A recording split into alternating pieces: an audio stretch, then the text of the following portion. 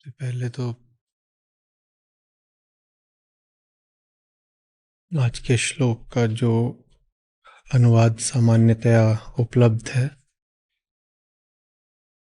वो अगर आपने पढ़ा हो, आपने पढ़ ही लिया होगा, उसको स्मृति से पूरी तरह हटा दें। ठीक है। बात थोड़ी नहीं बहुत अलग है, और उसको हम वेदांत के सूत्रों के प्रकाश में समझेंगे। दर्शन और नीति शास्त्र में अंतर होता है ना। चलिए,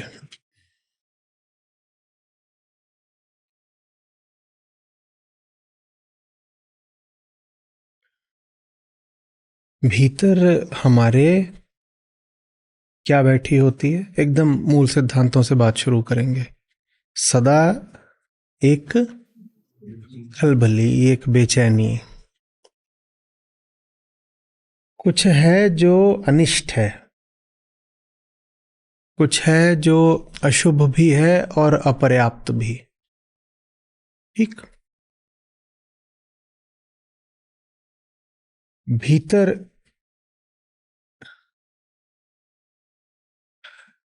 इसी भाव को आंतरिकता कहते हैं। आप जब कहोगे भीतर कुछ है, तो भीतर से आशय यही होता है। कुछ है जो भयाक्रांत है, कुछ है जो कभी भी सहज नहीं है, कुछ है जिसको हमेशा खटका लगा हुआ है। आप कहीं खड़े रहते हैं, अचानक पीछे से आके कोई आपके कंधे पे हाथ रख दे, आपकी प्रतिक्रिया क्या होती है? आप चौंक जाते हैं किसी अनिष्ट की आशंका से, या आपको ऐसा लगता है कि पीछे से कोई आपको बताने आया है कि तुम्हारी लॉटरी लग गई है, 1 करोड़ तुम्हारा हुआ, या ऐसा लगता है कि पीछे से कोई खोया हुआ मित्र मिल गया है। ऐसा कुछ लगता है क्या? तो भीतर कोई है जो लगातार किसी संभावित खतरे से परेशान है। वो अपनी दुर्बलता के डर में जी रहा है, और दुर्बलता तो उसे पसंद आती नहीं। स्वभाव तो ये है नहीं कि दुर्बल ही रहे आओ। हम्म?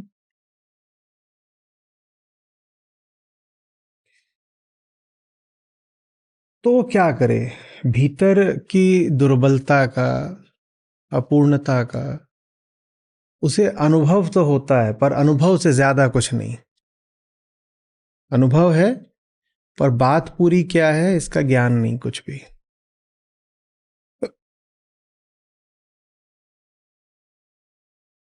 तो वो सामने देखता है, इधर उधर तलाशता है। जीव की, हम हर मनुष्य की बात कर रहे हैं। वो इधर उधर तलाशता है,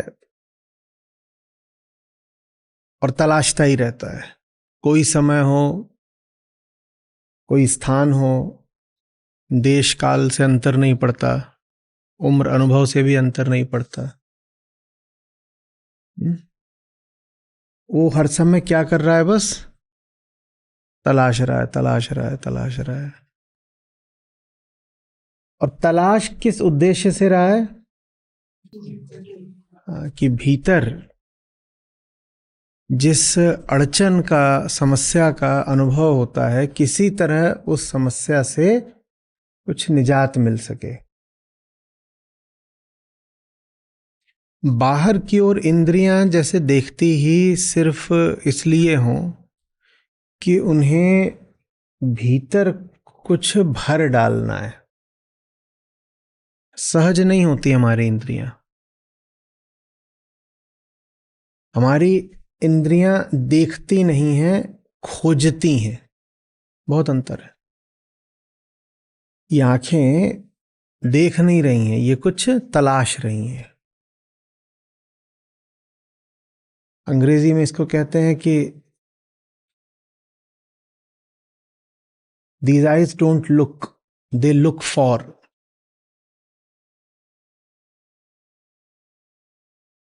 ये कान भी सिर्फ सुन नहीं रहे हैं, ये कुछ सुनना चाह रहे हैं। ऐसा नहीं है कि जो कुछ भी उपलब्ध है सुनने के लिए कान उसको बस बेशर्त स्वीकार करे ले रहे हो। कान भी प्रतीक्षारत हैं किसी विशेष खबर को सुनने के लिए, किसी विशेष आवाज को या ध्वनि को या शब्द को सुनने के लिए। समझ में आ रही है? और संयोग की बात, आदमी की बुद्धि, कभी कभी हमें ऐसा लगता है कि जिसकी हमको तलाश थी वो मिल भी गया है। ऐसा बस लगता है, प्रतीति होती है। उस घटना को, उस प्रकरण को हम बोल देते हैं सुख। जो चाहिए था ऐसा लगता है मिल गया। कि जैसे कोई बहुत बीमार हो और कई चिकित्सकों से इलाज कराया हो और इलाज में कोई लाभ नहीं हो रहा, फिर वो किसी अन्य जगह जाता है बड़ी उम्मीद के साथ। पहले तो उम्मीद, और उम्मीद का मतलब ही सुख। और फिर कहीं और जाता है, वो दवाई बदलता है, उस दवाई से लगता है कुछ लाभ होने लग गया। अब आगे उससे बीमारी हटेगी कि नहीं, स्वास्थ्य मिलेगा कि नहीं, जान बचेगी कि नहीं, वो अलग बात है। पर कुछ काल के लिए ऐसा अनुभव जरूर होता है जैसे जो चाहते थे वो मिल ही गया। तो ऐसे कालखंड को हम कह देते हैं सुख। और जब लगता है कि कुछ ऐसा मिल नहीं रहा जो थोड़ा भीतरी सुख चैन शांति दे सके, तो उस स्थिति को हम बोल देते हैं दुख। तो बाहर हम अंधे होकर देखते हैं भीतरी दिशा से। जो बाहर को देख रहा है वो भीतर की तरफ से अंधा है। समझ में आ रही बात? वो जो बाहर को देख रहा है वो भीतर की दिशा से अंधा है, और बाहर देख इसीलिए रहा है कि उसको भीतरी कुछ इलाज करना है, और भीतर की ओर देख पाने की उसकी क्षमता नहीं। भीतर उसने कभी देखा नहीं, पर बाहर लगातार इसीलिए देख रहा है कि भीतर कुछ भर डालूं। पर भीतर क्या भर डालूं, क्यों भर डालूं, किसके भीतर भर डालूं? ये भरने और उलीचने का अर्थ क्या होता है, इन सबसे अनभिज्ञ है। समझ में आ रही है बात? तो तुक्केबाजी चलती रहती है। ऐसे ही है जैसे बहुवैकल्पिक प्रश्न आते हैं ना आपके पास परीक्षाओं में, एमसीक्यू। तो वहां उत्तर क्या हो सकता है? ABCD या ई मान लो, 1 2 3 4 5 में से कोई उत्तर हो सकता है। आपको प्रश्न नहीं भी पता तो भी आप कह सकते हो उत्तर है 2, और हो सकता है आपने सही बोल दिया। तो गजब हो गया। प्रश्न भी नहीं पता था पर उत्तर सही बता दिया। नहीं समझे? 50 आपके पास आ गए हैं ये MCQ, और आपसे कहा गया कि उसमें से जो 35वां है उसका जवाब बताओ। आपने कहा B, और आपकी बात सही निकल गई। आपको 35वां जवाब छोड़ दो, सवाल भी नहीं पता था। 35वां सवाल भी क्या है आपको ये भी नहीं पता था, फिर भी जवाब सही दे दिया। यही तुक्का जिंदगी में भी कभी कभार लग जाता है। बस इतनी सी बात है कि वहां पर सही उत्तर देने की संभावना 1/4 1/5 है। 4 ही 5 विकल्प हैं। जिंदगी में विकल्प 200 400 होते हैं, तो तुक्का ठीक बैठ जाएगा, इसकी संभावना 1/200 होती है। लेकिन कुछ संभावना होती है। सही उत्तर दे देने की संभावना कभी भी शून्य नहीं होती। तो ये जो छोटी सी संभावना होती है कि तुक्का, अंधेरे में तीर चलाया और जाके लग गया वो निशाने पे, इस संभावना को सुख कहते हैं। ये सुख है। सवाल क्या है हमें नहीं पता होता। सवाल कहां पर है? सवाल यहां है। सवाल तुम्हें पता ही नहीं। सवाल पता हो, इसी को तो क्या बोलते हैं? आत्मज्ञान। तो सवाल तो पता नहीं, पर फिर भी जवाब ठीक ला सकते हैं हम। 35वें सवाल का जवाब बताओ भी, और सही बैठ गया। पर ऐसा होगा कभी 100, 200, 500 में एक बार, लेकिन ऐसा हो जरूर जाता है। जब एक बार हो जाता है तो फिर आशा आशा आशा आशा। अरे अगर एक बार हो गया तो, एक के साथ हो गया तो, और जैसे एक के साथ हो जाता है मंच पे चढ़ जाता है, वो दुनिया का नेता बन जाता है। वो फिर सबको ज्ञान देता है, देखो मेरे साथ हुआ है, तुम्हारे साथ भी हो सकता है। और हो तो सकता है, हो तो कुछ भी सकता है। संभावना बताओ ना। होने को तो कुछ भी हो सकता है, और वो ये कभी बताते नहीं, तथ्य सामने कभी रखते नहीं। गणित पोल खोल देती है तो आंकड़ों में कभी बात करते नहीं, बस ये बोल देते हैं ऐसा हो सकता है। अब होने को तो ये भी हो सकता है कि भैंस उड़ने लगे आसमान में, पर संभावना, संभावना कितनी है?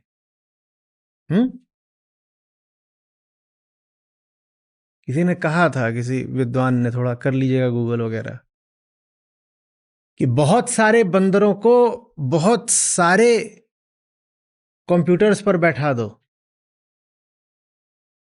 बस बहुत सारे बंदर चाहिए और बहुत बहुत सारे कंप्यूटर्स चाहिए, और ऐसा हो जाएगा कि कोई एक बंदर शेक्सपियर के सारे नाटक टाइप कर डालेगा। इसकी भी एक डेफिनेट प्रोबेबिलिटी है, प्रोबेबिलिटी ग्रेटर देन 0। क्योंकि बात क्या है,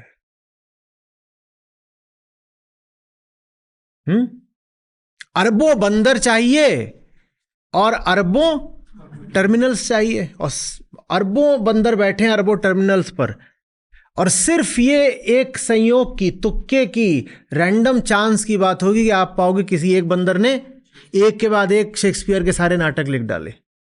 ऐसा बिल्कुल होगा।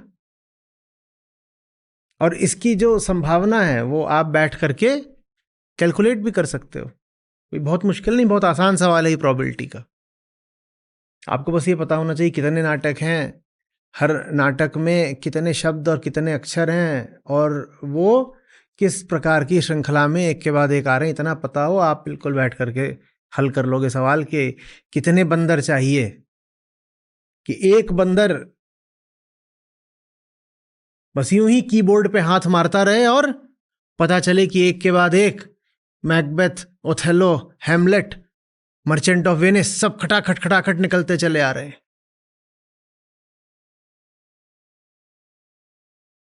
ये सुख है जिसकी आस हम सबको रहती है। बहुत अफसोस की बात है कि ये आशा कभी कभार पूरी होगी जरूर, और जब पूरी हो जाएगी तो हम बंदर बने रह जाएंगे। इंसान बनने की जरूरत क्या है, जब बंदर बन के भी शेक्सपियर का पूरा वांग्मय रचा जा सकता है, तो इंसान बनने की जरूरत क्या है? समझ में आ रही है बात? ये तुक्का। और जैसा श्री कृष्ण समझाते हैं, भीतर एक बैठा हुआ है एकदम बेईमान, जैसे ही तुक्का लगता है वो उछल के क्या बोलता है? मैंने किया। काम जो हो रहा है वो बिल्कुल संयोगवश हो रहा है। 3 गुण हैं, वो आपस में खेल रहे हैं कबड्डी, और जैसे ही उस खेल से कोई फूल खिलता है, अब 3 जने खेलेंगे तो उसमें कुछ ना कुछ तो होगा ही होगा, और वो जो 3 जने हैं वो 30,000 तरीके से खेलते हैं आपस में, तो उसमें कुछ ना कुछ निकलता रहता है उत्पाद, और जो ही उत्पाद निकलता है, खासतौर पर अगर वो उत्पाद सुखदाई हो, तो एक उछल कर आता है पीछे से और क्या बोलता है, हुआ थोड़ी ये संयोगवश, मैंने किया, मुझे श्रेय दो, मैं करता हूं। समझ में आ रही है बात? तो इस प्रकार ये खेल चलता रहता है, और ये खेल सिर्फ खेल के ही काम आता है। इस खेल के चलने से बस खेल मात्र है जो आगे बढ़ता रहता है, आप आगे नहीं बढ़ते। किसको लाभ हुआ इस पूरी चीज के होने से? जो हो रहा है उसी को लाभ हुआ, वही आगे बढ़ गया। क्या आगे बढ़ गया? अंधापन, मूर्खता, वही अहंकार, तो आगे बढ़ गया। आप अपनी जगह पड़े रह जाते। एक दूसरा भी तरीका होता है स्थितियों से संबंध बनाने का। स्थिति माने जो बाहर है, परिस्थिति जो बाहर है, परिस्थिति। ये नहीं कि उसमें तुक्के मार मार के सुख तलाशा जाए,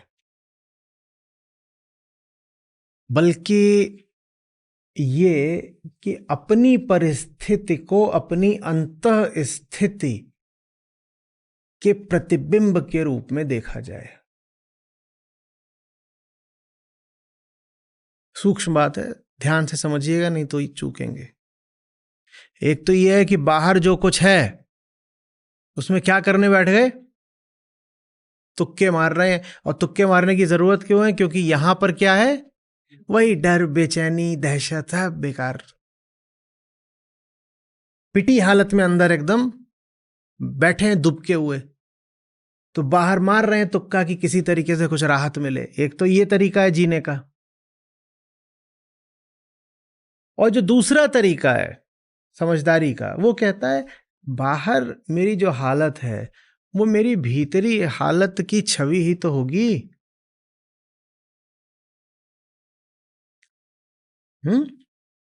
बाहर मेरे जो कुछ चल रहा है वो मेरी भीतरी दुनिया से बड़ी गहराई, बड़ी नजदीकी से संबंधित है। समझ में आ रही बात? कमरा अगर मेरा अस्त व्यस्त पड़ा हुआ है, इससे मेरी आंतरिक दुनिया की खबर मिलती है। काम मेरा बदहाल है, इससे मेरे मन के बारे में कुछ पता चलता है।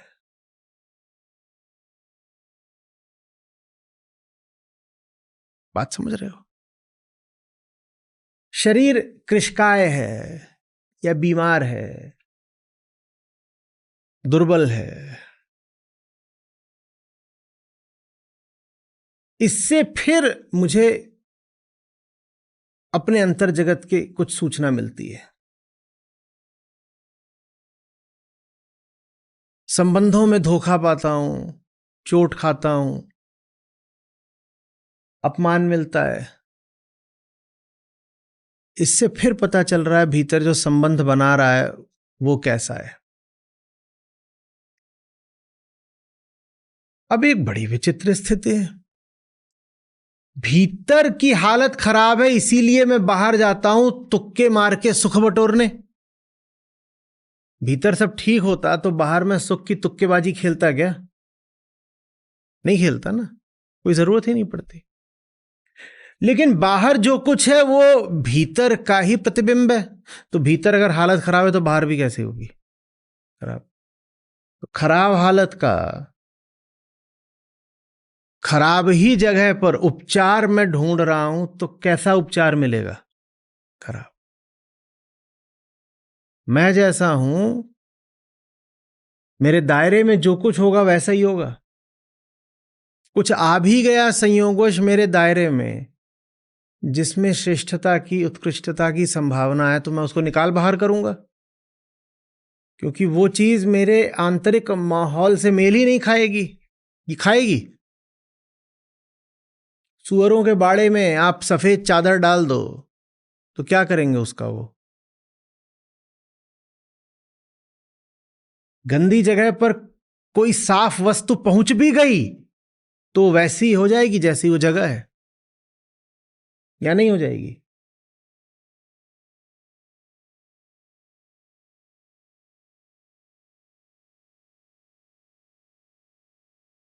क्रिकेट का चल रहा खेल और एक से एक लद्दड़ बल्लेबाज भरे पड़े हों, उस टीम में आप एक अच्छा बल्लेबाज डाल भी दो तो क्या करेंगे वो सब? उसका रन आउट करा देंगे।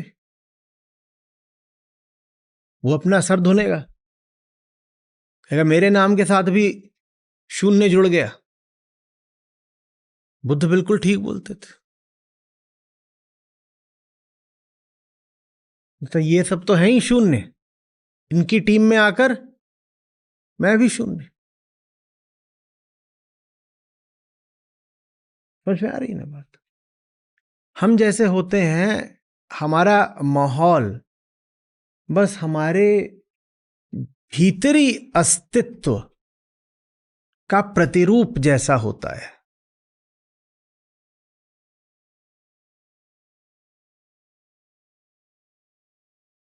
और आप अपने सारे इलाज खोजने जाते हो अपने आसपास, अपने ही माहौल में, और आपका माहौल उतना ही सड़ा हुआ होगा जितना आपका भीतरी जगत है। तो वहां इलाज मिलेगा भी तो कैसे मिलेगा? तो जो समझदार मन होता है वो कहता है यहां इलाज नहीं ढूंढ रहा, यहां मुझे मेरा अक्स देखने दो। इलाज यहां कुछ नहीं मिल सकता, पर यहां मुझे अपनी शक्ल देखने को मिल सकती है। यहां मुझे अपने से भिन्न कोई नहीं मिल सकता, पर यहां मुझे मैं मिल सकता हूं, और ये बहुत बड़ी नियामत है। अनुकंपा हो गई। वो जो पहला व्यक्ति है वो बाहर क्या ढूंढने निकलता है? अपने से भिन्न कुछ। वो कहता है भीतर समस्या है, बाहर समाधान होगा। तो कहता है भीतर से भिन्न मैं कुछ बाहर ढूंढ लाऊंगा। समझो बात को। जो नासमझी का रवैया है वो कहता है भीतर मेरे जो कुछ है उससे भिन्न मुझे कुछ बाहर मिल जाएगा। समझदारी का रवैया है वो कहता है आंखें देख तो बाहर को ही रही हैं, इसका तो कुछ है नहीं उपचार, वो बाहर को ही देखेंगी। लेकिन बाहर मैं समस्या का समाधान पाने के लिए नहीं देखूंगा, बाहर मैं समस्या को समझने के लिए ही देखूंगा।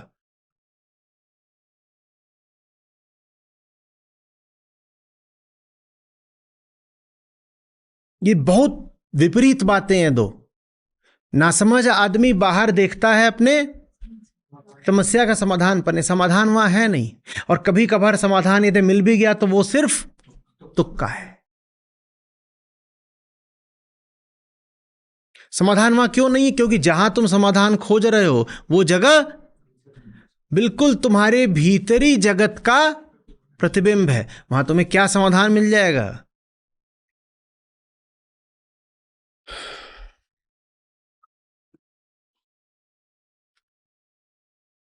दूसरा रुख क्या है?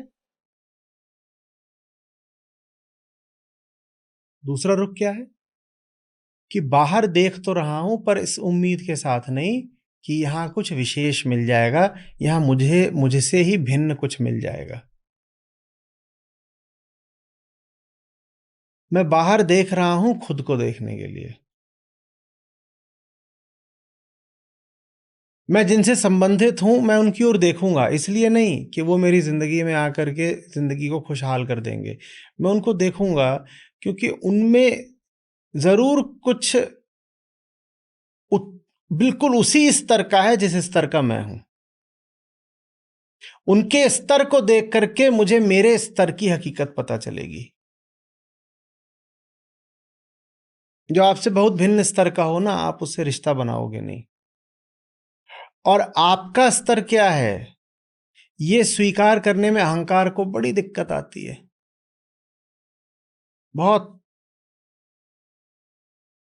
तो आपको अपना स्तर यदि जांचना है तो अपने आसपास के लोगों का स्तर देख लीजिए, विशेषकर जो आपको बहुत प्रिय हो।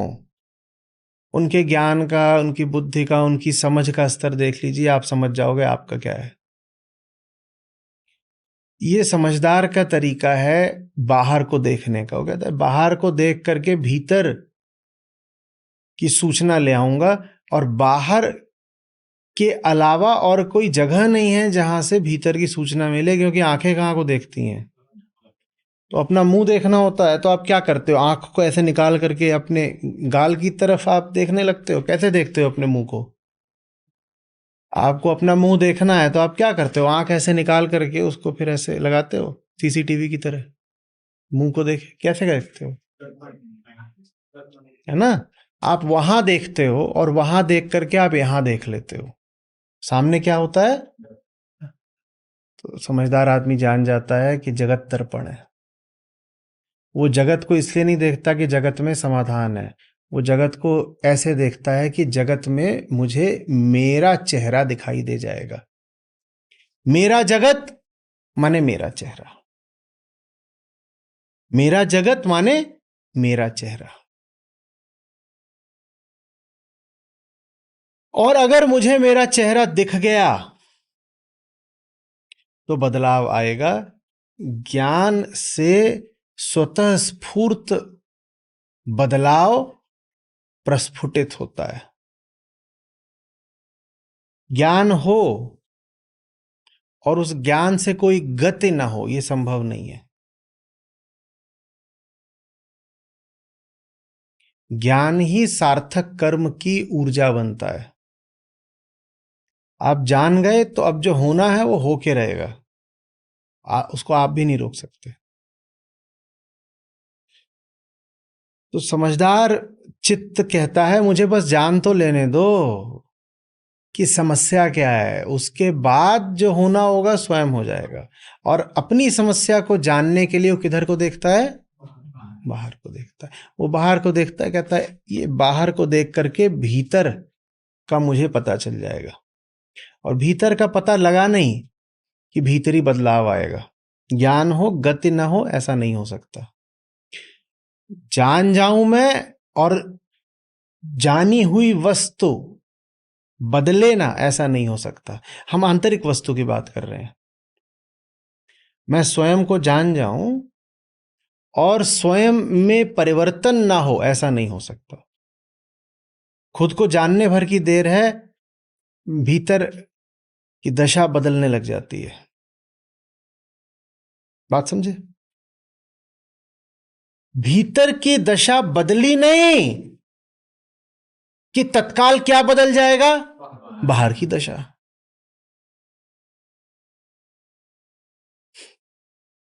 भीतर की दशा बदली नहीं कि बाहर की दशा बदल जाएगी। और वो जो पहला आदमी था वो जिंदगी भर क्या कोशिश करता रहता है? बाहर की दशा बदलने की। और बाहर की दशा, पहली बात तो तुम बदल नहीं सकते जब तक भीतर का कुछ बदला नहीं। दूसरी बात, अगर बदल भी दोगे तो बदलाव बिल्कुल उटपटांग होगा, क्योंकि तुम्हें पता ही नहीं है क्या बदला जाना चाहिए क्या नहीं। तो अपने अंधेपन में तुम कुछ इधर का उधर, उधर का इधर रख दोगे, उससे कोई सार्थक परिवर्तन आने का नहीं। हाँ, समय ऊर्जा व्यर्थ जरूर हो जाएंगे। ये जो दो अलग अलग रुख हैं, रवैये हैं, दृष्टियां हैं, अप्रोचेस हैं, ये आपको समझ में आ रहे हैं? जो साधारण संसारी है वो क्या करता है? वो कहता है मैं दुख में हूं, दुख का आंतरिक कारण तो मुझे पता नहीं, कहे कि आत्मज्ञान जैसा कुछ है नहीं, तो दुख से निवृत्ति कैसे होगी मेरी? आप सब यही करते हो, जानते हो, ये रास्ता सबको पता है। इस रास्ते का मुझे इतना क्यों विवरण देना पड़ रहा है? भीतर समस्या है, दुख है, छटपटाहट है, तो मैं क्या करूं? मैं बाहर देखूं, क्योंकि मैं उत्तरदायी किसको मान रहा हूं अपने दुख का? बाहर ही गड़बड़ है, उसी कारण तो दुख है। दुख भी है तो कहां से आएगा? और सुख भी कहां मिलना है?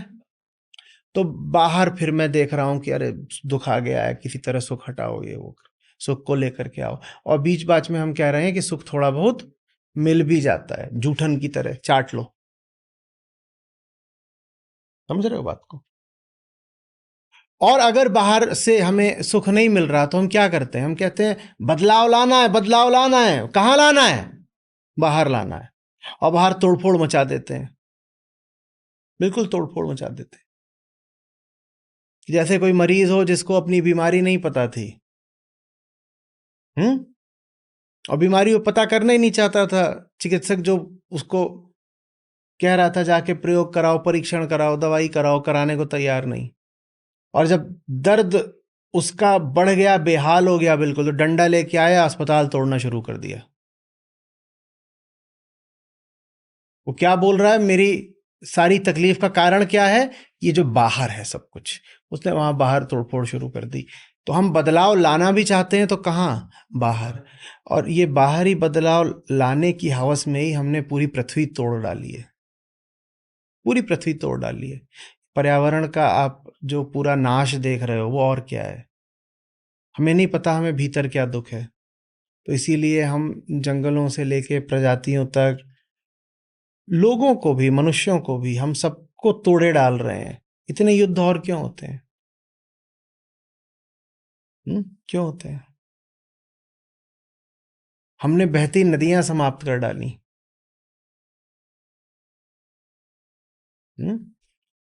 ये हमने क्या करा है? क्यों करा है? इसीलिए तो क्योंकि हम भीतर से बहुत दुखी हैं। जो भीतर से दुखी होता है वो बाहर बहुत तोड़फोड़ मचाता है। वो किसी भी हालत में अपने दुख से छुटकारा चाहता है ना। दुख का असली कारण तो वो जानता नहीं, तो क्या सोचता है? दुख से छुटकारा कहाँ मिलेगा? बाहर से।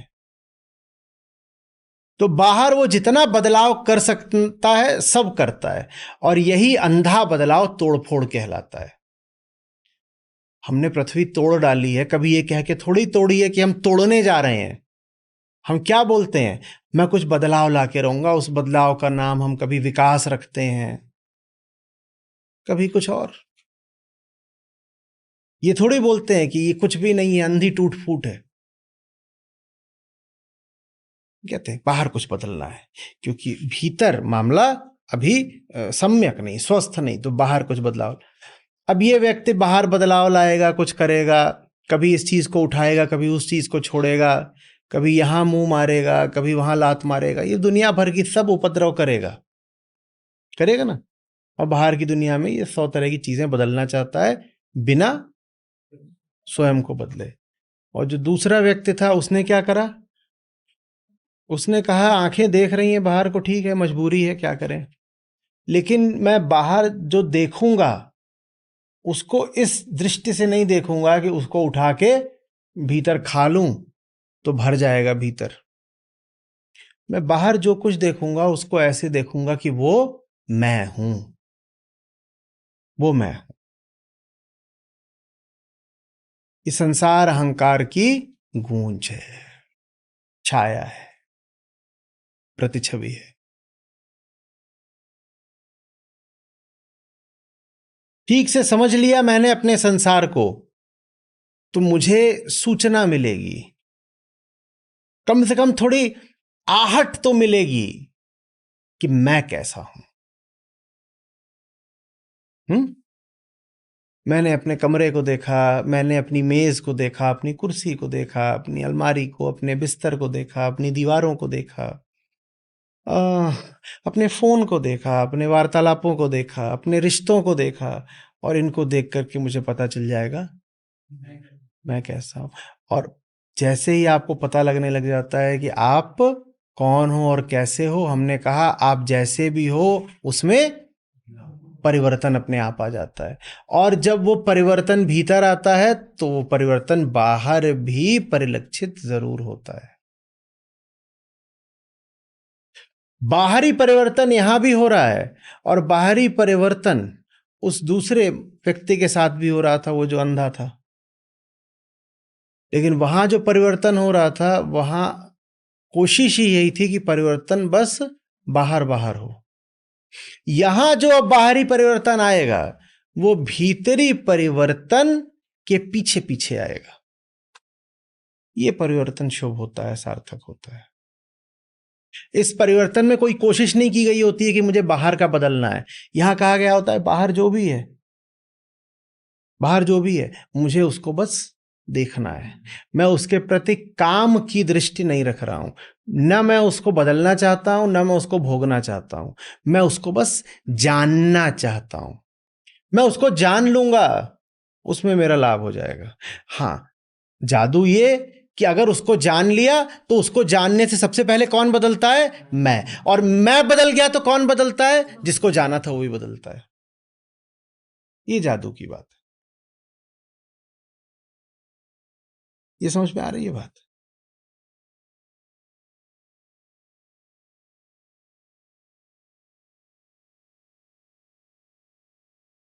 बाहरी परिवर्तन की इतनी होड़ क्यों, जब जीना हमें अपने भीतर है? जीना कहाँ है? यहां। तो वहां पर कुर्सी टेबल मेज बदल के क्या करोगे? जीना कहाँ है? कुर्सी के अंदर जीना है कि अपने अंदर जीना है? तो सर्वप्रथम परिवर्तन भी कहाँ लाना है? बीमार आदमी की कुर्सी बदल दो, स्वस्थ हो जाएगा।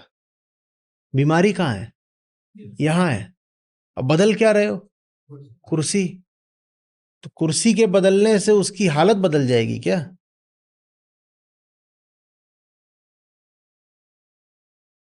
लेकिन अगर तुम उसे स्वस्थ कर दो, तो स्वास्थ्य का तकाजा ये होता है कि अब वो नई कुर्सी, नई चादर, वो सब कुछ नया स्वयं ही कर लेगा। वो नहीं करेगा, उसका स्वास्थ्य करेगा। फिर सब वो अपना नया कर लेगा। अगर नया होना होगा, नहीं नया होना होगा तो नहीं भी हो। हमें क्या पता? हमने कोई बाहर को बदलने की कामना थोड़ी करी है। हमारा कोई प्राथमिक उद्देश्य ये है ही नहीं कि बाहर परिवर्तन आए। मुझे कहां जीना है? तो मेरा प्राथमिक सरोकार किससे है? मेरे बदलने से मेरा वास्ता है। मेरे बदलने से अगर कुछ बाहर बदल गया तो अच्छी बात है, और बाहर कुछ नहीं भी बदला तो हमें लेना देना क्या? बाहर के तो हम बस साक्षी हैं। हमें वहां कौन सा भोग उड़ाना है कि जल्दी से हम लपक करके बाहर कुछ चीजें बदलें? समझ में आ रही बात कुछ ये? जगत को जानना है, एकदम साफ साफ जानना है। पर इसलिए नहीं कि जान लेंगे तो भोग लेंगे।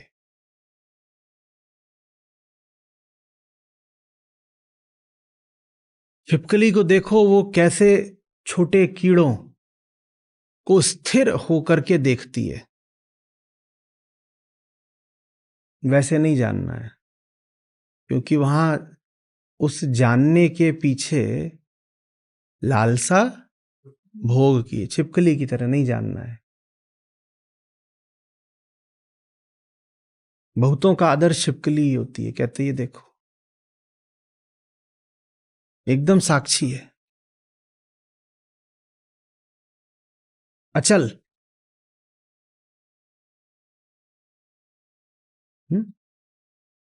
ध्रुव बिल्कुल, हिमालय की तरह अडिग।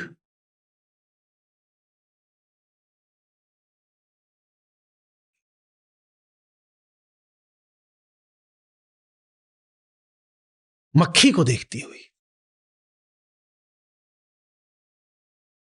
यहां तो तुमने दृष्टांत उठाया ध्रुव तारा और हिमालय की अचलता, और ये सब कुछ किसकी खातिर? वो मक्खी की खातिर।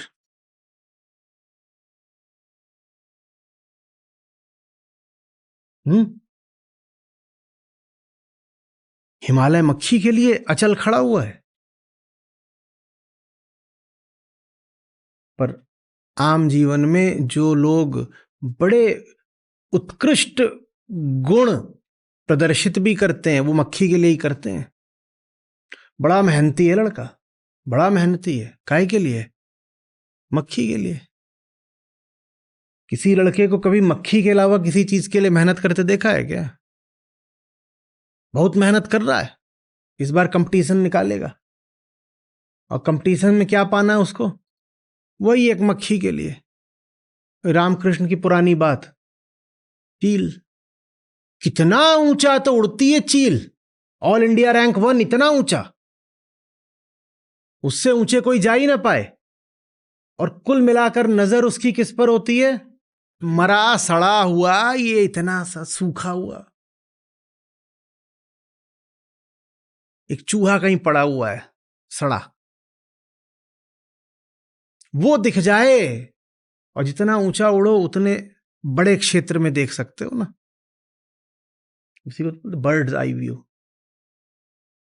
बड़ा ऊंचा उड़ती है कि पूरे बड़े क्षेत्र में जहां जहां मरा सड़ा कोई चूहा तिलचट्टा कुछ पड़ा वो दिखाई पड़ जाए। तो यही आम आदमी के सद्गुणों की कहानी है। बड़ी ऊंची उड़ान ली काहे के लिए? सड़ा चूहा खाने के लिए। मालिक मंत्री बन गए हैं अब, काहे के लिए मंत्री बने? हाँ, कि बच्चों की मिड डे मील आती है सरकारी विद्यालयों में, उसमें घपला करके बच्चों का थोड़ा सा वहां वो पोहा था, सबके पोहे में से 10-10 ग्राम कम कराया। इतने सारे बच्चे हैं, 10-10 ग्राम ही कम करा दिया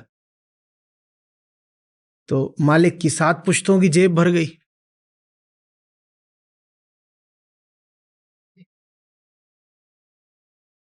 समझ में आ रही बात है?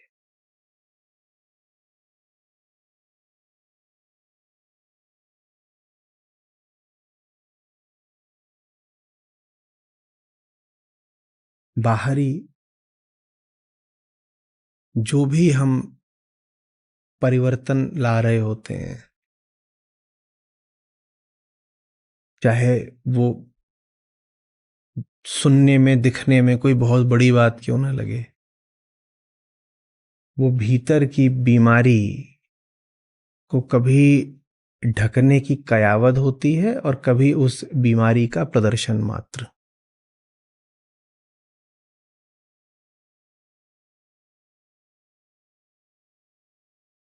समझ रहे हो बात को?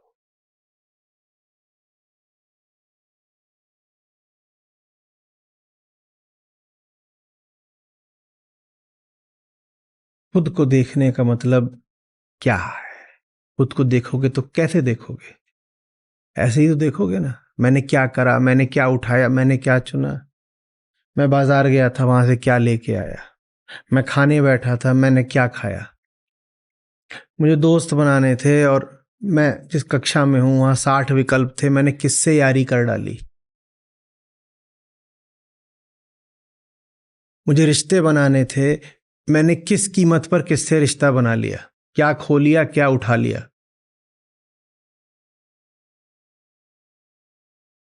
भीतर देखने का कोई तरीका है बाहर देखने के अलावा? नहीं तो भीतर क्या देखोगे? कैसे देखोगे भीतर?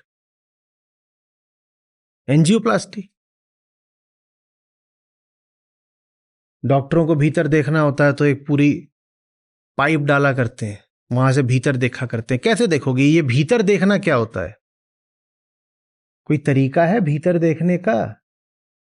भीतर देखना हो तो अपनी अलमारी खोल लो, तुम्हारे भीतर जो कुछ है वो उस अलमारी के भीतर देखने पर पता चलेगा। अपने भीतर देखना हो तो अपने मोबाइल के भीतर देखो, वहां जो कुछ डेटा में स्टोर्ड है वो मोबाइल के भीतर नहीं है, वो तुम्हारे भीतर का है, वो दिखाई वहां पड़ रहा। वरना अपने भीतर कैसे देखोगे? बोलो, क्या ब्रेन का एमआरआई कराओगे? क्या कराओगे? अपने भीतर देखने का मतलब क्या होता है? मुहावरे के तौर पे बड़ा रसीला लगता है कि बंदे खुद को देख। और वो खुद को देखे तो देखे कैसे? अच्छा, हाँ देख लिया, गेहुआ रंग, एक आंख से काढ़ा, यही दिखाई दे रहा अपना, तो और तो कुछ पता नहीं चल रहा।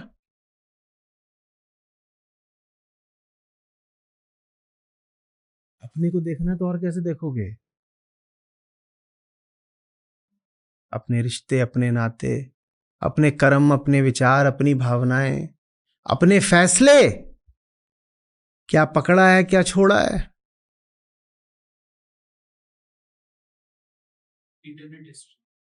हाँ, गूगल पे सर्च क्या करके आए थे?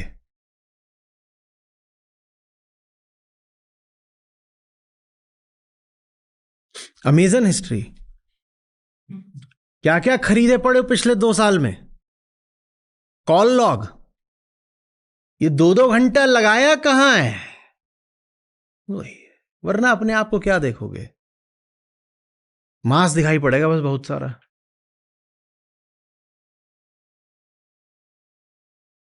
अपने आप को देखने का और कोई तरीका है? यही है।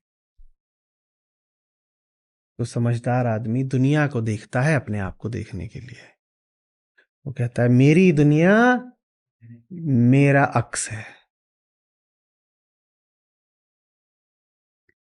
और खुद को देख लिया तो खुद में परिवर्तन आकर रहेगा, फिर प्रयास नहीं करना पड़ता। ये नियम है, अच्छे से इसको पकड़ लीजिए। बाहर कोई भी परिवर्तन लाने के लिए क्या करोगे? धक्का मारोगे। और भीतर कोई भी परिवर्तन कैसे आता है? धक्का मारने से नहीं, जानने से। बाहर जोर लगाना पड़ता है, भीतर आंखें खोलनी पड़ती हैं। बाहर काम बाजुओं का है और भीतर काम ज्ञान का है। बाहर अगर धक्का नहीं मारा तो कुछ इधर से उधर नहीं हिलेगा, असंभव है। और भीतर धक्का कितना भी मार लो कुछ नहीं टरता। भीतरी परिवर्तन जोर जबरदस्ती से किसी हालत में नहीं आता। भीतरी परिवर्तन सिर्फ एक तरीके से आता है, कैसे? ज्ञान से। और वो ज्ञान कैसे मिलेगा? ऐसे देखने से। भीतर देख रहे हैं अपने, क्या देखोगे भीतर? कुछ नहीं, बनियान का नंबर पता चल जाएगा। अपने भीतर झांका और पता चल गया, एक्स्ट्रा लार्ज।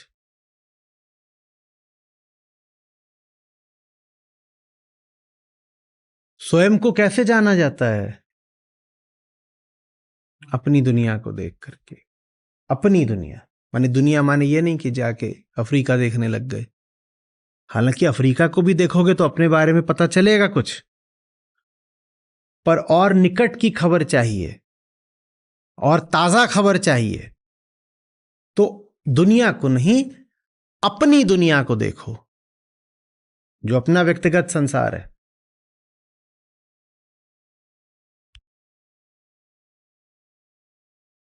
समझ में आ रही बात?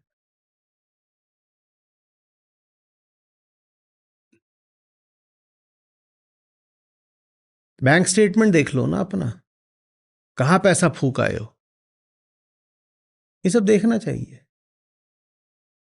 कुंडली नहीं चाहिए, ये सब बातें होती हैं। Call log, bank statement, search history, और स्विगी जोमेटो पे क्या ऑर्डर करा था। ओला का कोई अकाउंट होता उसमें देख लो कितनी बार मंगाई और कौन कौन से नरकों की यात्रा करके आए। और गैलरी देख लो, डेटा अपना सारा। और हाँ, हाँ, वर्क प्लेस देख लो, कहाँ काम करते हो और किनके साथ करते हो और क्या तुम्हारा प्रोजेक्ट चल रहा है वहां पर।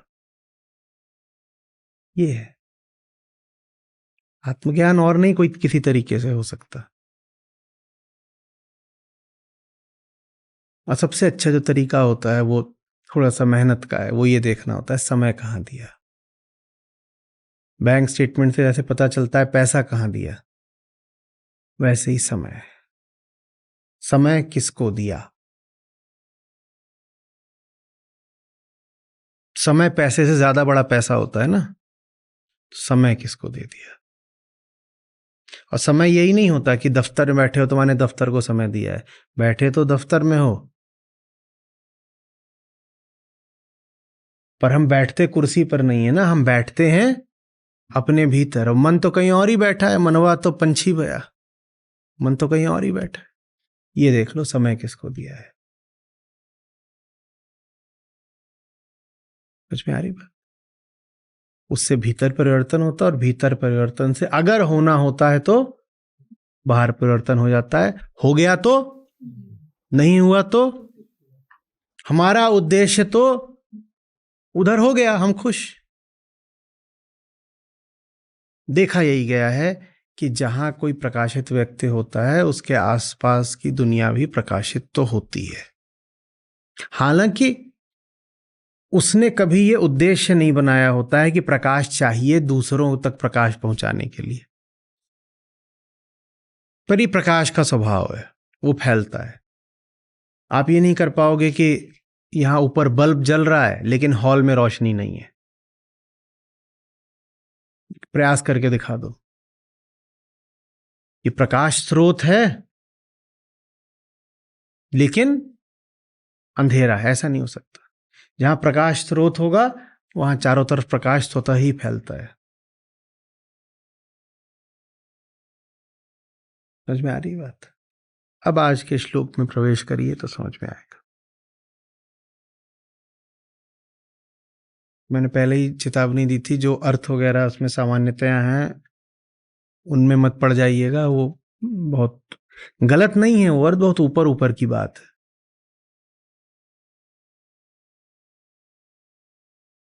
को असौ कालो वयः किम वा यत्र द्वन्द्वानि नो नृणाम तान्युपेक्ष यथा प्राप्तवर्ती सिद्धिम वाप्नुयात्। कौन सी अवस्था है, काल है, कौन सी जगह है जहां द्वंद से मुक्ति मिल जाती है? आम आदमी की जिंदगी पहली पांत में बता दी है कि ये जो द्वैत का, द्वंद का, माने सुख दुख इत्यादि का खेल है, पाना कमाना, ये जो खेल है सारा, ये सबके लिए सब समय चलता रहता है। तो कह रहे हैं अच्छा बताओ किसके लिए नहीं चल रहा, किस जगह नहीं चल रहा और किस समय नहीं चल रहा? इससे क्या आशय है पूछने का? कि सबके लिए चल रहा है, सब जगह चल रहा है, हर समय चल रहा है। ठीक है, तो ये जो द्वंद है ये हर सामान्य संसारी का भाग्य है, ये चलता ही रहता है। ठीक है, फिर आगे जब क्या बात आई है, आगे बात आई है उसकी जो थोड़ा विलक्षण है, ज्ञानी है, बिरला है। उसके लिए क्या बोला है कि उपेक्षा करो इस बात की कि बाहर से तुम्हें कुछ मिल भी सकता है। जो भीतरी वृत्ति होती है उसकी उपेक्षा करो, उसकी उपेक्षा करो। और जो तुम्हें यथा प्राप्त है, यथा प्राप्त माने जो तुम्हारे सामने ही है, माने जो तुम्हारा संसार है, यथा प्राप्त वर्ती का है, उसी में वर्तो, उसी को जानो। उसमें उसको भोगने को नहीं कहा है, उसको जानने को कहा है। जो भी यथा प्राप्त है, ये उम्मीद मत करो कि तुम्हें कुछ विशिष्ट बाहर मिल जाएगा। तुम जैसे हो बाहर तुम्हारे वही है, वहां कुछ विशिष्ट कहां से आ जाना है? तो जो यथा प्राप्त है, यथा प्राप्त माने, यथा माने किससे? जैसे तुम हो उससे ही जो मिले उसको कहते हैं यथा प्राप्त। कोई आता है आपके घर, आप जाएं और किसी बड़े से पूछें कि ये जो आए हैं इन्हें कितना सम्मान दें, और वो बड़ा अगर समझदार है तो वो एक शब्द में उत्तर देता है, वो कहता है यथोचित। यथोचित का क्या मतलब होता है? जितना उचित हो। हाँ, ड्यू, जितना उचित हो, जितना ड्यू हो। यथा प्राप्त का क्या मतलब? जो तुम्हें तुम्हारे होने से मिलना ही था, जितनी तुम्हारी पात्रता है, जो तुम्हें मिला ही हुआ है अपने संसार के रूप में, उसमें बरतो। ये उम्मीद मत करो कि तुम जैसे हो तुम्हारे वैसे रहते हुए ही तुम्हारा संसार दूसरा हो जाएगा और तुम सुख सागर में गोते मारने लगोगे। नहीं नहीं नहीं नहीं नहीं, जो यथा प्राप्त है उसमें वर्तो, और जो ये करने लगे वो फिर मुक्त हो जाता है। सिद्धिम वाप्नुयात, वो फिर मुक्त हो जाता है, उसको सिद्धि, सिद्धि से आशय मुक्ति है, यहां पर उसको मुक्ति मिल जाती है। समझ में आ रही है बात ये?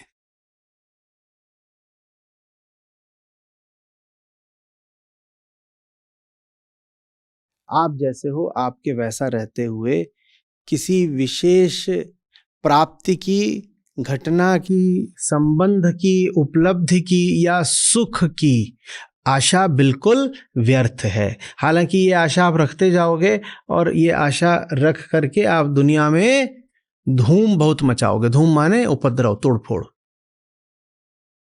आप खूब इधर से उधर भटकोगे ये कह करके कि अगर भीतर मेरे समस्या है तो कारण ये है कि बाहर अभी मुझे कुछ खास मिला नहीं है, मैं जा रहा हूं कुछ खास खोजने। और जो खास है अगर वो मुझे अपने देश में नहीं मिल रहा तो किसी दूसरे देश में पाऊंगा, अपनी जगह पर नहीं मिल रहा तो दूसरी जगह चला जाऊंगा, यूरोप में नहीं मिल रहा तो अमेरिका चला जाऊंगा। भगा था कोलंबस। एक रिश्ते में नहीं मिल रहा तो दूसरा रिश्ता बनाऊंगा। अरे उससे होगा नहीं। जो लोग ये करते हैं उनके लिए कह रहे हैं कि हर जगह हर समय वो बस द्वंद में फंसे रहते हैं। उपेक्षा करो, उपेक्षा करो इस वृत्ति की कि बाहर बदल बदल के भीतर बदल लोगे। उपेक्षा करो इस तर्क की कि तुम्हारी भीतरी समस्या का कारण तुम्हारी बाहरी परिस्थितियां हैं। बाहरी परिस्थितियां तुम्हारी भीतरी समस्या का कारण नहीं है, अभिव्यक्ति हैं। तुम कारणता को शीर्षासन करा रहे हो, तुम कारण को कार्य और कार्य को कारण बता रहे हो,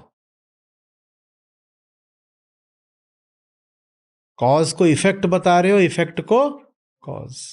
तुम्हारी बाहरी दुनिया सड़ी हुई है, इस कारण तुम नहीं सड़ गए, तुम सड़े हुए हो, इस कारण बाहरी दुनिया सड़ी हुई है। वेदांत का अर्थ है पूरी जिम्मेदारी अपने ऊपर। वजह साफ है, बाहर की दुनिया तो मिथ्या है, माने मेरी छाया है। चैतन्य तो मैं हूं ना, तो जिम्मेदारी भी तो मेरी ही होगी या मेरी छाया की होगी।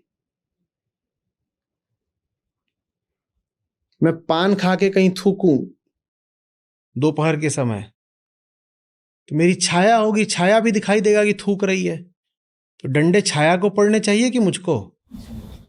लेकिन थूका तो छाया ने भी है, छाया ने भी तो थूका। साहब छाया तो छाया है ना, चेतना तो मेरे पास है ना, छाया ने तो वही करा जो मैंने करा, उसको क्या डंडे मारो। तो वेदांत पूरी जिम्मेदारी आप पर डालता है, आपकी छाया पर नहीं डालता। छाया पर जिम्मेदारी डालना मूर्खता की बात है। आपकी जो भी हालत है उसके जिम्मेदार आप हैं।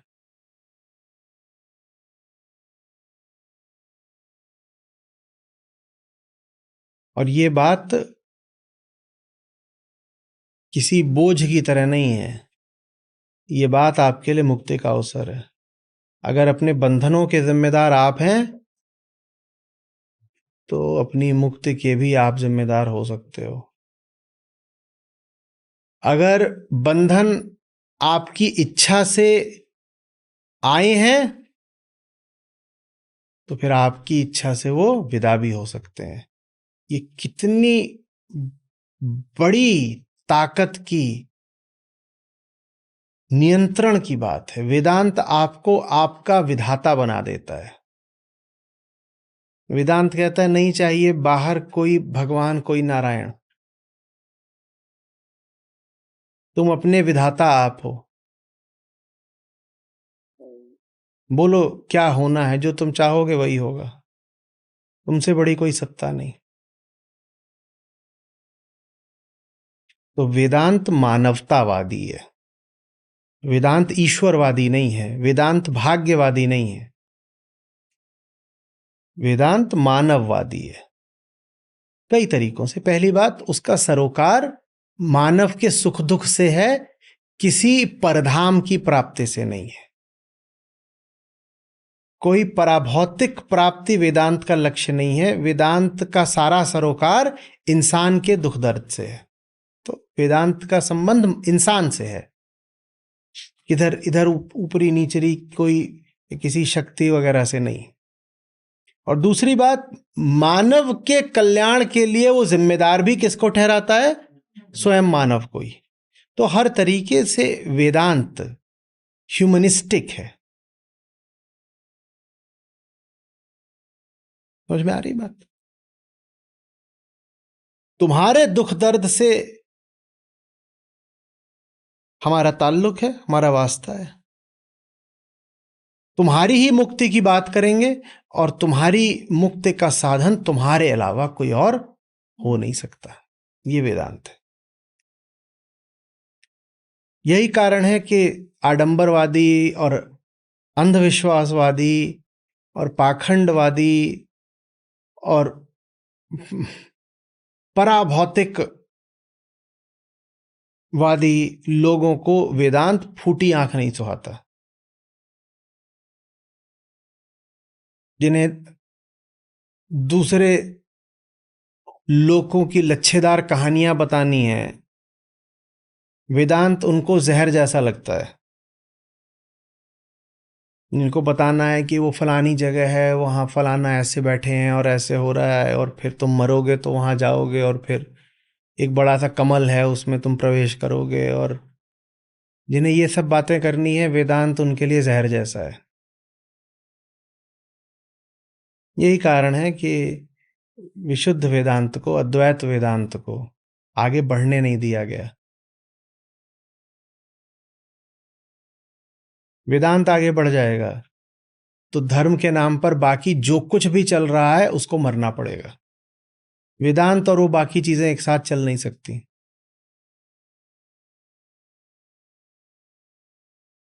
वेदांत का पूरा सरोकार मानव के शोषण से है, और जो आयोजित धर्म है उसका पूरा सरोकार पराशक्ति के नाम पर मानव के शोषण से है। वेदांत कहता है मानव का कल्याण, और आयोजित धर्म कहता है मानव क्या चीज है? बहुत छोटी चीज है। असली चीज क्या है? वो जो आसमानों के पार बैठा है वो असली चीज है। वेदांत कहता है आसमानों के पार कोई नहीं बैठा, हमें बात ही नहीं करनी, बेकार की बात मत किया करो। वेदांत कहता है आसमानों के पार जो होगा सो होगा, मुझे किससे मतलब है? मुझे वो जो सामने रो रहा है ना, उससे मतलब है। वो देखो वहां कोने में बैठ करके एक जवान आदमी रो रहा है, उसके आंसू पोंछने हैं। वेदांत ये कहता है। और दुनिया भर के जितने आयोजित संगठित धर्म रहे हैं, इन्होंने क्या कहा है? उन्होंने कहा इंसान रोए तो रोए, असली बात यह है कि वो उधर कहीं कोई ईश्वर है, गॉड है, उसको प्रसन्न होना चाहिए। कि जो किताबी नियम कायदे बने उनका पालन होना चाहिए। उसमें इंसान की दशा हो दुर्दशा हो कोई फर्क नहीं पड़ता। इंसान को क्या मिल रहा है इससे क्या लेना देना। जो ऊपरी नियम और कायदा बता दिया गया और विधि स्थापित कर दी गई और परंपरा बना दी गई, आपको तो उसका पालन करना है। उसके पालन से आपका हाल क्या हो रहा है, ये बात ही अप्रासंगिक है। ये रुख रहा है आयोजित धर्म का। वेदांत कहता है मुझे दुनिया की किसी चीज से मतलब नहीं है। एक जवान आदमी है, वो कमजोर होके बैठा है, वो उधर वो एक जवान लड़की है, वो बंधक बनी बैठी है। मुझे एक को शक्ति देनी है, दूसरे को मुक्ति। ये वेदांत की बात है, असली वेदांत। और वेदांत में भी मात्र अद्वैत वेदांत, वेदांत के भी जो बाकी संस्करण निकाल दिए गए वो भी इधर उधर की बातें खूब हैं उनमें। समझ रहे हो बात को?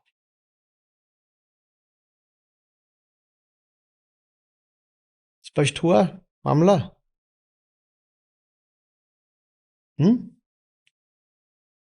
सब देखूंगा, सब समझूंगा, और उसके बाद जो होना होगा स्वयमेव होगा, खुद ब खुद होगा।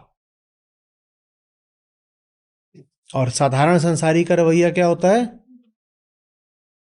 मैं सब समझता हूं, अब मैं निकला हूं परिवर्तन लाने।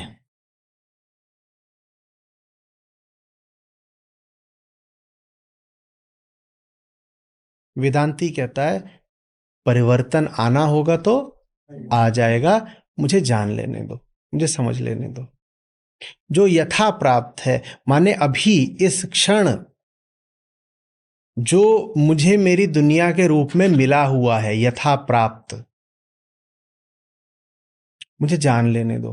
उसको जानने से मैं किसको जान लूंगा? स्वयं को जान लूंगा। और ऋषि यहां कह रहे हैं जो स्वयं को जान लेता है वो मुक्त हो गया।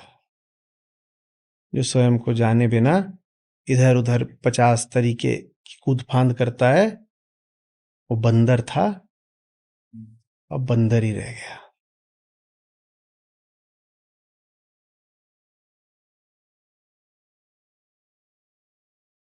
वेदांत में कभी पढ़ा है फलाना काम करो तो ब्रह्म खुश हो जाएगा? पढ़ा कभी? पढ़ा कि ब्रह्म के आगे जाकर फलाने तरीके का पुष्प चढ़ाओ, ऐसा होता? जितने भी आस्तिक दर्शन, आस्तिक क्या मतलब, बौद्ध दर्शन भी ले लो, जैन दर्शन सब ले लो, सबका उद्देश्य क्या है? किसी पारलौकिक सत्ता को प्रसन्न करना। क्या है? एक शब्द में उन सबका बताइए। मुक्ति। किसकी मुक्ति? इस इंसान की मुक्ति। तो ये मानवतावादी दृष्टिकोण है। इस पूरे दर्शन के केंद्र में किसको बैठाया गया है? पूजा भी करी गई तो किसकी? इंसान की पूजा करी गई है।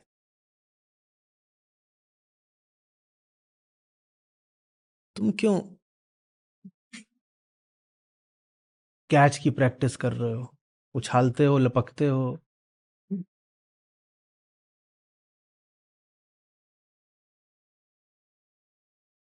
सत्य के विचित्र प्रभाव होते हैं तरह तरह के लोगों पर।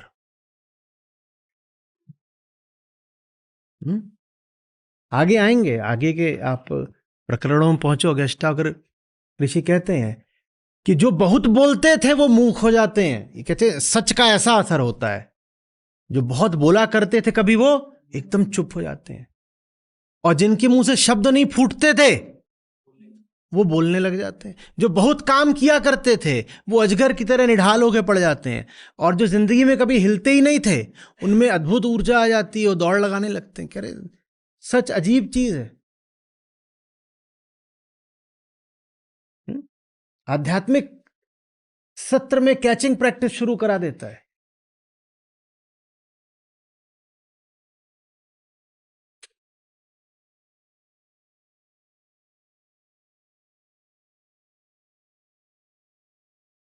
सारी बात समझ में। यहां कौन है केंद्र में? इंसान। इंसान। और आयोजित धर्म का बहुत बड़ा उद्देश्य हमेशा से रहा इंसान का शोषण। यहां इंसान की पूजा करी जा रही है, वहां इंसान का शोषण करा जा रहा है। तो वो और ये एक साथ थोड़ी चलेंगे।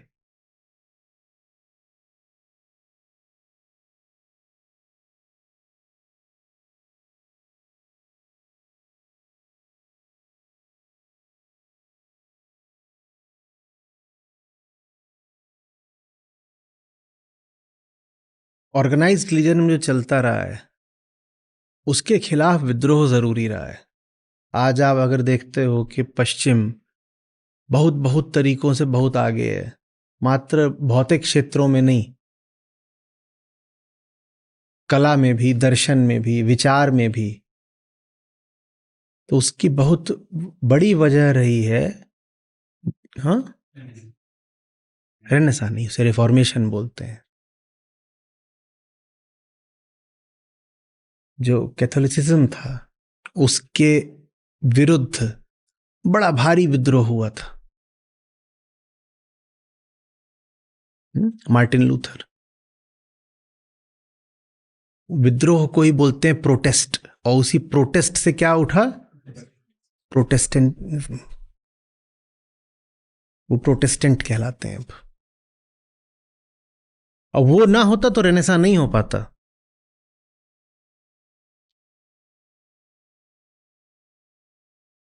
तो धर्म के प्रति विद्रोह बहुत बड़ी प्रगति का वाहक रहा है दुनिया भर में भी। प्रोटेस्ट हमें भी चाहिए। वही जिन्होंने प्रोटेस्ट किया वो क्या कहलाए, प्रोटेस्टेंट। हम विद्रोह कर रहे हैं बोले। और उनका विद्रोह किसके प्रति था, बाइबल के प्रति नहीं था, चर्च के प्रति था। बाइबल को तो वो भी भरपूर सम्मान देते हैं, बोले ये सब जो पूरा बीच में पादरी पुरोहित वर्ग घुसा पड़ा है, भगाओ इसको। वो बोले हर व्यक्ति प्रीस्ट है, हमें अगर एक इंटरमीडिएरी प्रीस्ट चाहिए होता है मैन और गॉड के बीच में, तो प्रोटेस्टेंट बोले हर व्यक्ति प्रीस्ट है, मैं अपना प्रीस्ट स्वयं हूं, मुझे नहीं कोई मध्यस्थ चाहिए। ये बड़ा निजी मामला है भाई, मैं, हाँ, और वो जो हृदय है मेरा, बीच में ये कहां से घुस आया वर्दी पहन के।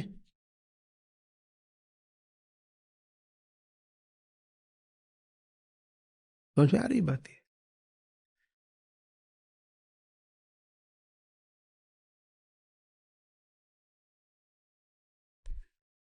तो दो तरह के धर्म होते हैं, एक धर्म जो मानव का शोषण करता है न जाने किसको खुश करने की खातिर, और दूसरा धर्म जो मात्र मानव के कल्याण की बात करता है, कहता है दूसरे किसी का हमें कुछ पता नहीं, इंसान के अलावा और किसी की बात तुम कर भी मत देना। इंसान को बंधन दे करके और जो भी कोई है जो प्रसन्न होता हो, हमें उसकी बात करनी ही नहीं है। नर ही नारायण है।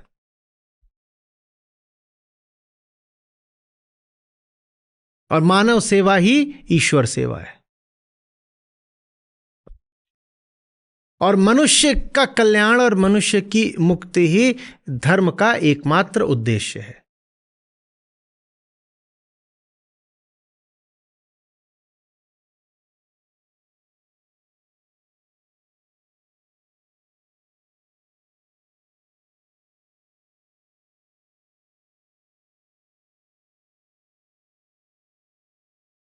सोलहवीं शताब्दी में रिफॉर्मेशन था, और 17वीं शताब्दी से वो रेनेसां एक बड़ा लंबी प्रक्रिया थी, पर उसने गति रिफॉर्मेशन के बाद ही पकड़ी है।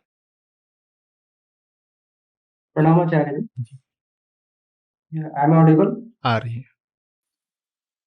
जैसा कि आज के श्लोक में आचार्य जी आपने बताया कि बाहर जगत में दो तरह के लोग होते हैं, एक जो अपनी इच्छाओं की पूर्ति के लिए बाहर की ओर दौड़ लगाते हैं, और दूसरे वो जो खुद को जानते हैं, पहले अपने हालातों को अंदरूनी तरीके से या आंतरिक तरीके से हल करने की कोशिश करते, बाहर जगत को देखते हुए। ये नहीं कहा, मैंने कहा इंद्रियां तो बाहर को ही देखेंगी।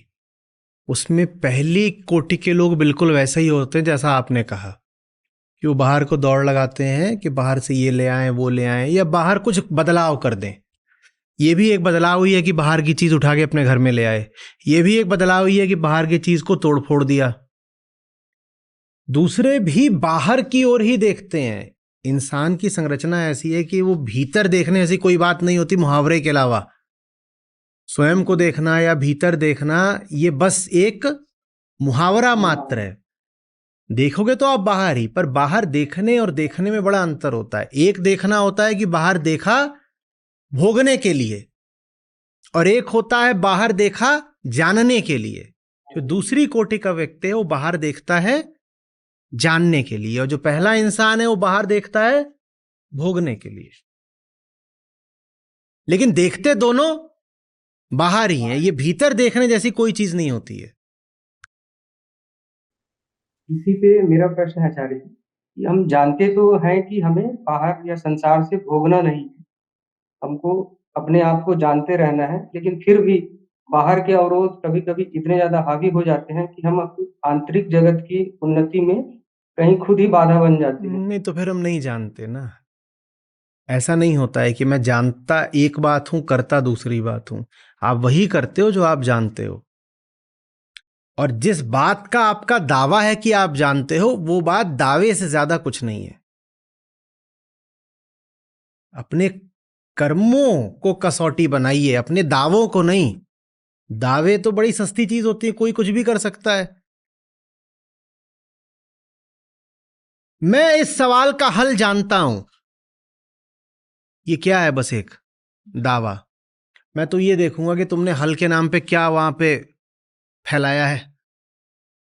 हल के नाम पे ये जो फैलाया है, मैं इसको देखूं, या जो अभी अभी मुंह चलाया था, दावा करा था कि मैं तो हल जानता हूं, ये देखूं। अपने दावों पर कम भरोसा करिए, अपने कर्मों पर ज्यादा। और कर्म जब साक्ष्य बनकर सामने आए तो एकदम चुप हो जाएं, फिर उनसे बहस कुतर्क वगैरह नहीं करना चाहिए बिल्कुल भी। कर्म ही आखिरी प्रमाण है। स्थूल होता है बिल्कुल, और अकाट्य साक्ष्य की तरह खड़ा हो जाता है, लो ये है, ये रहा। उसके बाद कोई बोले जानता तो हूं पर करा कुछ और,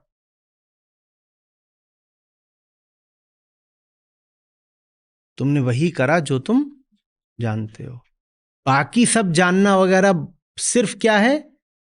दावा। और वो दावा करने वाला कौन है? वो जो खुद बस दावा मात्र है। अहंकार क्या है? बस एक दावा। अहंकार एक क्लेम है, एक बोगस क्लेम ही तो है, जो कहता है कि मैं हूं, आई क्लेम टू बी दो आई एम नॉट। तो अहंकार एक दावे से ज्यादा क्या है? एक ऐसा दावा जो वो खुद ही कर रहा है अपने होने के बारे में। मैं हूं, मैं हूं, मैं हूं। और जरा सा उसको परखो तो वो है नहीं। तो वो दावेबाजी में ज्यादा यकीन करता है। अजी साहब मैं ये कर दूंगा, मैंने ये किया है, बस मैं करने जा ही रहा था, हो ही गया था।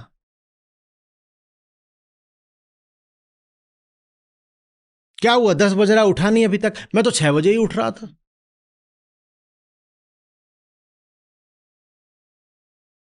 क्या हुआ? फलाना काम है, 4 महीने से नहीं किया, अभी से चौथे मिनट में करके दे दूंगा। 4 महीने से नहीं किया, 4 मिनट में तू कर देगा?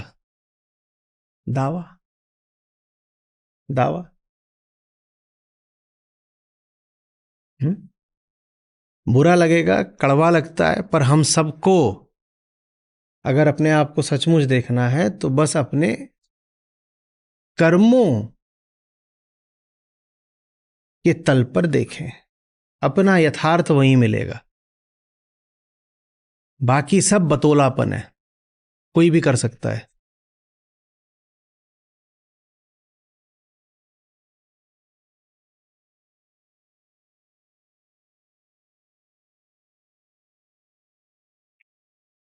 माल उसका है जो दाम चुकाए, उसका थोड़ी जो मुंह चलाए।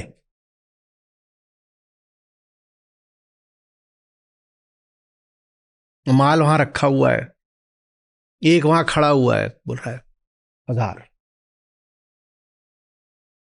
2000, 10,000, 20,000, ऐसे करते करते 60,000 तक पहुंच चुके हैं। और एक दूसरा आता है, वो बस वहां पर 500 रुपए रख देता है। बताओ माल किसका हुआ? और भी ये 60,000 का 65,000 होने ही वाला है। 65,000, और एक आया है जिसने बस 500 रुपए वहां पर रख दिए। कर्म देखो, ये चलाना तो कोई यहां से 65,000 का चला रहा हो और किसी ने बस 500 रख दिया हो, वो 500 वाला ज्यादा असली है।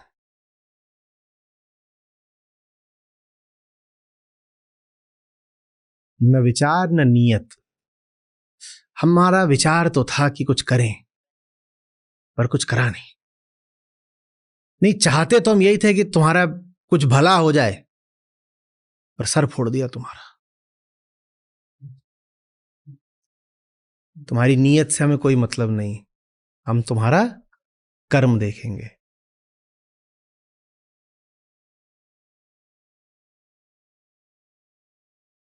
नीयत तो मुंह से बोलने की बात है। जो तुमने करा वही तुम्हारी असली नीयत थी। तो तुम्हारी नीयत भी मुझे अगर पहचाननी है तो तुम्हारे शब्दों से नहीं, तुम्हारी हरकतों से पहचानूंगा।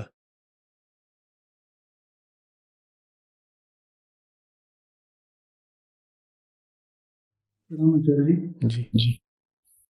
तो जितना मैंने आपको सुना है अभी तक, उससे मुझे ये समझ आया कि मैं परेशान हूँ। मुझे देखना है कि ये परेशानी कहाँ से आ रही है, उसको ठीक करना है। उसे ठीक करने का तरीका है आत्मज्ञान। और जैसे जैसे ये सफाई होती रहेगी, अंदर से और गंदगी निकलेगी, इसका मुझे भी नहीं पता। और इसलिए ये चलते रहना चाहिए, क्योंकि मुझे ये भी नहीं पता कि मुझे क्या नहीं पता। तो क्या ये पूरा मैं थोड़ा ओवर सिंप्लीफाई कर रहा हूँ या कुछ मिस कर रहा हूँ? बिल्कुल ठीक है, और बस इतना ही है। बेकार में ही लंबी चौड़ी गीताएं और ये सब कुछ है। हम्म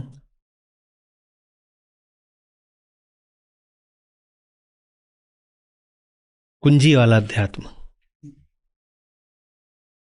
और मुझसे ही पूछने आ रहे हैं कि आपकी सारी बात ये 6 शब्दों में आ गई है। ठीक है, अगर खुद को देखना है तो सबसे पहले खुद को देखिए ना, कि जो बात इतनी विस्तृत है और कहां कहां तक जा रही है, उसको एक फॉर्मूले में घनीभूत कर लेने की, समेट लेने की इच्छा कहां से आ रही है। आप एक अंत पर पहुंचना चाहते हैं, आप एक निष्कर्ष निकालना चाहते हैं, ताकि आगे और कुछ जानने की जरूरत पड़े ही नहीं। और क्या है, आप यही रहे हैं कि खुद को देखना है, और सवाल कहां से आ रहा है ये आप नहीं देख पाए।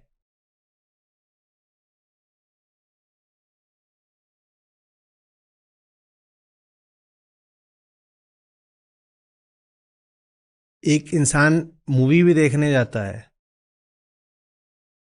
तो ऐसों से बचता है जो पहले ही मूवी की पूरी कहानी एक पंक्ति में सुनाने को तैयार रहते हैं।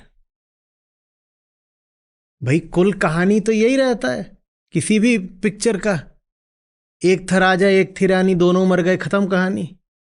तो देखने क्यों जाते हो?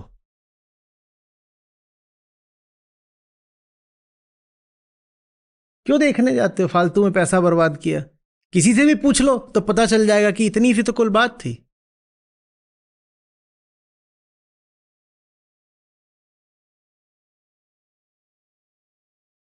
एक सज्जन थे, उन्होंने रामायण नहीं पढ़ी थी, तो जाके किसी से पूछते हैं कि राम की सीता कौन थी, उनको यही नहीं पता। जिनसे पूछते हैं वो भी उस्ताद, वो उनको जवाब देते हैं तुम्हें यही नहीं पता।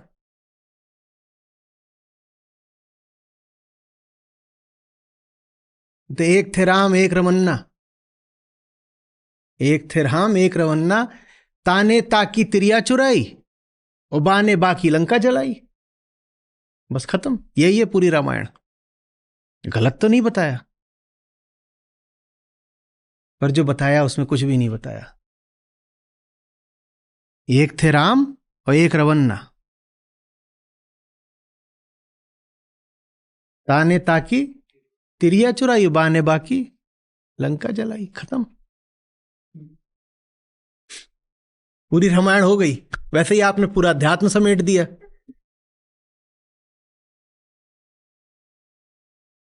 ये समेटने की इच्छा क्यों है? समेटने, मैं फैलाना चाहता हूं। इतने संक्षेप में तो फिर अष्टावक्र ऋषि बता ही गए हैं, मैं उसको विस्तार दे रहा हूं ताकि हम समझें। और आप मेरे काम से बिल्कुल उल्टा चलना चाह रहे हैं। मैं चाह रहा हूं आपके मानसिक तंतुओं पर तनाव पड़े, बात और फैले, और आप बात को फैलने की जगह सिकोड़ना चाह रहे हो। ऐसा नहीं कि आपने जो पूरा संक्षेप में बता दिया सार, वो कुछ गलत बताया, और अगर आपने उसमें कुछ थोड़ा बहुत गलत बताया भी है तो उसको थोड़ा ठीक करके, संशोधित करके करा जा सकता है, काम चलाऊ। बात यहां मंतव्य की है।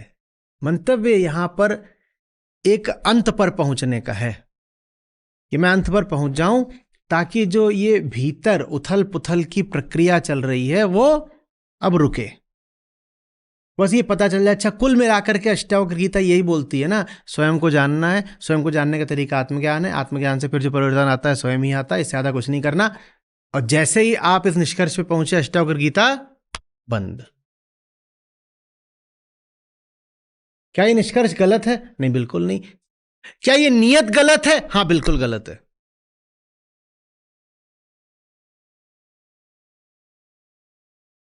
एक थे राम, एक रमन्ना, यही है रामायण बस। अगर इतनी सी ही बात होती तो 700 श्लोक क्यों चाहिए थे भगवत गीता में? कुल मिलाकर के बात तो इतनी सी होती है अध्यात्म में, फिर क्यों चाहिए गीता के 700 श्लोक और सैकड़ों श्लोक यहां अष्टावक्र गीता में और सैकड़ों भजन संतों के क्यों चाहिए? क्यों 18 प्रकार के योग बता रहे हैं? वो बात तो कुल इतनी सी होती है। बात तो इतनी सी भी नहीं होती है, बात तो मौन की है। बात तो ऐसी है कि वो अनिवर्चनीय है, उसके बारे में कुछ बोल ही नहीं सकते। आप तो फिर भी उसे चंद लफ्जों में समेटना चाहते हो। वो बात ऐसी है कि एक लफ्ज भी बोलना उसके खिलाफ धृष्टता है बिल्कुल। तो फिर 700 श्लोक काहे के लिए हैं? ये कोशिश कर रहे हैं उसी बात को 700 अलग अलग तरीकों से आप तक पहुंचाने की। ये ऐसा प्रयास क्यों कर रहे हैं कि उसी बात को 700 तरीकों से आप तक पहुंचाया जाए? आप बताइए। क्योंकि इनको पता है कि 1, 2, 3, 10, 20, 100, 400 तरीके भी कम पड़ेंगे।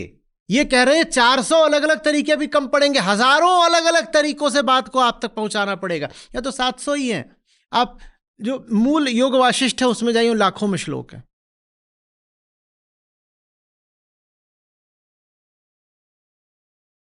योग वाशिष्ठ सार में हजारों में। क्या जरूरत थी इतने श्लोक लिखने की? क्या जरूरत थी जब बात तो कुल इतनी सी होती है? क्यों? क्योंकि उनको पता है कि आपको दोहराव चाहिए, आपके पास भूलने के हजारों तरीके हैं, इसीलिए ज्ञानियों के पास याद दिलाने के हजारों तरीके हैं, और उस बात को हजारों ही तरीकों से याद रखना होता है। नहीं तो जरा जरा से सूत्र पर्याप्त होते हैं। कोई इतना ही बोल दे असतो मा सद्गमय, पर्याप्त है। कोई इतना ही बोल दे तत्त्वमसि, पर्याप्त है। क्यों नहीं पर्याप्त है? निस्त्रैगुण्यो भव, पर्याप्त होना चाहिए। गीता समाप्त हो गई, पर पर्याप्त नहीं है। सत्य की दृष्टि से पर्याप्त है, हमारी दृष्टि से पर्याप्त बिल्कुल भी नहीं है, क्योंकि उतने से हमारा काम नहीं चलेगा। तो ये प्रयास कभी मत करिएगा कि मैंने तो साहब सागर को गागर में समेट लिया, कि सब कुछ देखो मैं इन चंद लफ्जों में पिरो लाया। आपकी बात टेक्निकली सही होगी, लेकिन अस्तित्वगत तल पर वो बात बहुत भारी पड़ेगी आपको। कोई कभी ना कहे कि गीता का कुल सार बस इतना है, फंस जाओगे। वहां तो ये होना चाहिए कि जितने तरीकों से हो सके उतने तरीकों से निर्गुण के गुण गाने हैं, जितनी अलग अलग दिशाओं से हो सके रूपक, उपाधियां, उपमाएं और दृष्टांत लेकर आने हैं, और उतनी दिशाओं से सहस्त्रों तरीकों से लेकर के आओगे तब भी पक्का है कि कुछ ना कुछ भूल जाओगे।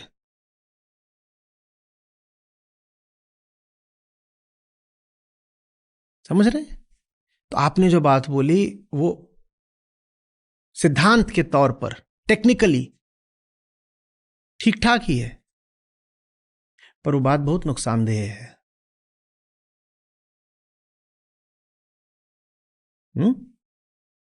हमेशा यही कहिए कि हरि अनंत, हरि कथा अनंता। तो मैं कैसे कह दूं कि उनकी कथा इतनी सी है और समाप्त हो गई? ये तो हरि कथा, ये समाप्त नहीं हो सकती। कैसे हमने कह दिया कि इतनी सी तो बात है कि एक थे राम और एक थे रवन्ना? ना ना ना, हरि अनंत और हरि कथा अनंता। कथा नहीं समाप्त हो गई है, बिल्कुल कभी इसमें मत आइएगा कि इतनी सी तो बात है ना।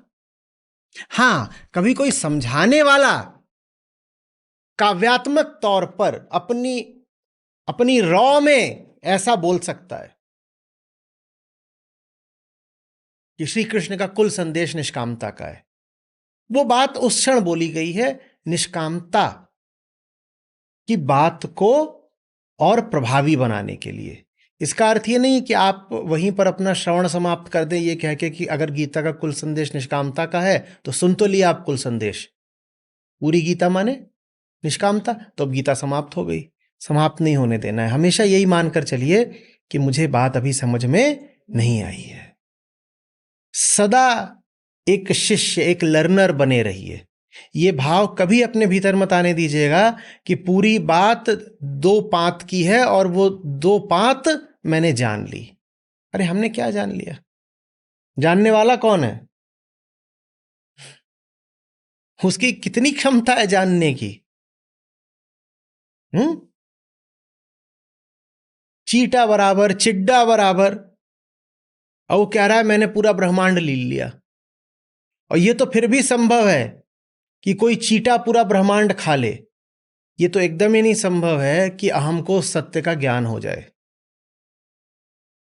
कभी मत कहिए कि सत्य इतनी छोटी सी चीज है और मैं अब उसको जान गया। नहीं, बिल्कुल भी नहीं, एकदम नहीं।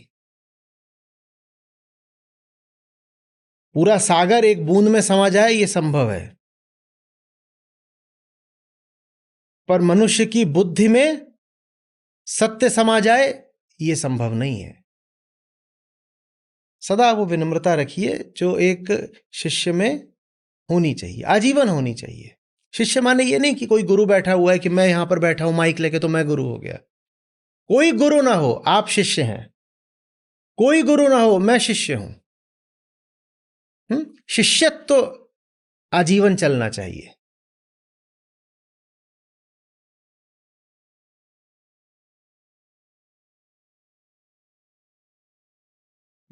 ठीक है, चलता रहेगा। धन्यवाद जी।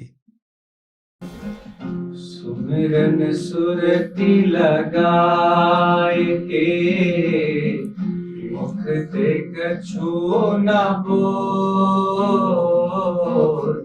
सुमिरन सुरति लगाए के मुख ते कछु न बोल। बाहर के पट बंद कर भीतर के पट खोल कबीरा। भीतर के पट खोल। सुमिरन सुरति लगाए के मुख ते कछु न बोल। सुमिरन सुरति लगाए के मुख से कछु न बोल। बाहर के पट बंद कर भीतर के पट खोल कबीरा, भीतर के पट खोल। भीतर तो भेदा नहीं, बाहर कथने, भीतर तो भेदा नहीं, बाहर कथने। जो पे भीतर लखी पर, भीतर बाहर एक कबीरा, भीतर बाहर